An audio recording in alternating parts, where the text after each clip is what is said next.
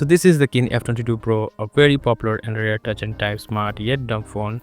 The phone is sold exclusively in China, and since so many of you are eager to purchase this in India, the good folks at Dumb Phones India have sent a unit for review, and you can purchase it from them at an unbeatable price, as unlike others they have the stock in India and you can purchase via cash on delivery. Make sure to mention my channel name for extra discount. Also, they have assured me of best quality and after sales support, so make sure to check the links in the description and pin comment for more information. So the phone's box is actually very minimal and almost like a chocolate box. The phone comes with a silicone case already fitted, so that's reassuring. But that's not all. A tempered glass is also pre-applied, very thoughtful of them, especially for international markets. I'll power it on using the call-in key and keep it aside for now. We get a SIM ejector pin and a USB Type-A to Type-C cable, and sadly no charging brick. You can use any 10 watt or a PD charger to charge its 2000 mAh battery. The IMEI sticker was quite hard to remove, but anyways the back has soft matte finish, so no worry of fingerprint marks. Let's quickly set it up first. I'll skip through the setup quickly. It supports Indian SIM card and dual band Wi-Fi as well. So now we are on the home screen and I can see there is very less battery.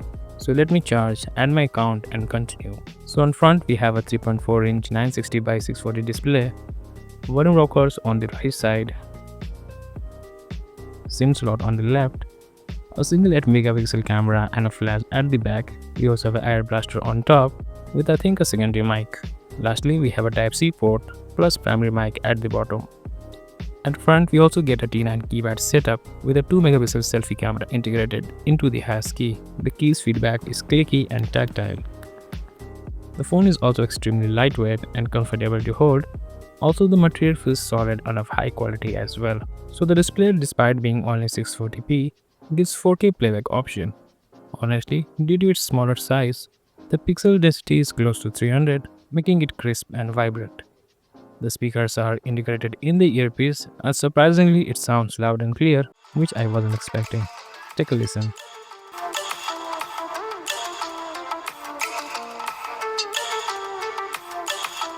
We have a stock Android 12 user interface, and going into the settings, the first thing I'll recommend is changing the display size to small, as the default one feels a bit too cramped. Also, the lift to wake feature is quite helpful, although you can disable it to save battery. The keypad actually have backlight and you can set the timeout from here. However, they only light up when it's very dark using the light sensor. It's done to save some battery. Now I tried using Naira launcher for a more minimalist look. However, the recent menu wasn't working properly, which will slow down your workflow. So the default launcher, while not being the most pretty, still is the go-to for now. Another setting you should change is first tap on the build number 7 times to enable the developer options. Then in the developer options, scroll to the animation scale options and set the value to 0.5x for these 3 settings. This will actually make the device much faster and give you a much better experience. The phone is powered by MediaTek G85 processor, which can handle daily tasks without much issue. However, the 4GB RAM will slow it down if you try to push it too much. But the phone has a dual speed option, which limits the apps running in the background for better performance. You can toggle it on or off depending on your usage. We get a single nano SIM slot and I'll put my Jio 4G SIM inside. So not only we have voice over LTE, but also the voice over Wi-Fi here. The calling goes without any issues, so all major Indian 4G networks will work here. Not only that, you can also do UPI payments, so no worries here. For tapping, I recommend you install traditional T9 keyboard from the Google Play Store.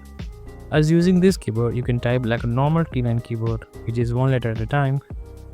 As the default Qin keyboard that comes pre-installed only types using the predictive mode, which is much faster and convenient, but not good for typing in regional languages.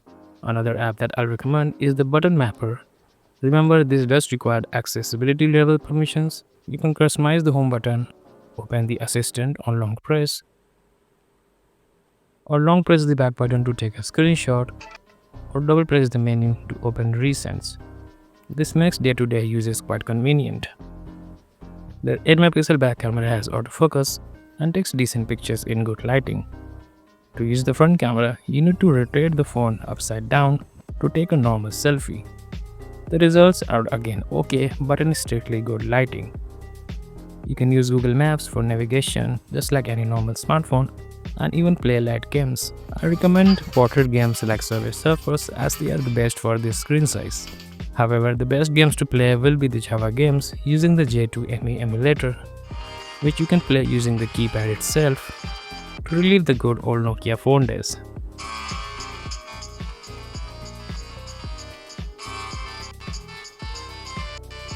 And that's what this Qin F22 Pro is all about. Make you use your phone less like in the old days. You can use it for all the basic functions and focus more on your important tasks. If you're planning for a digital detox, this is the phone for you. If you want to buy this phone, make sure to check the description and leave any questions you have in the comments. So I will see you in the next one. Thank you for watching.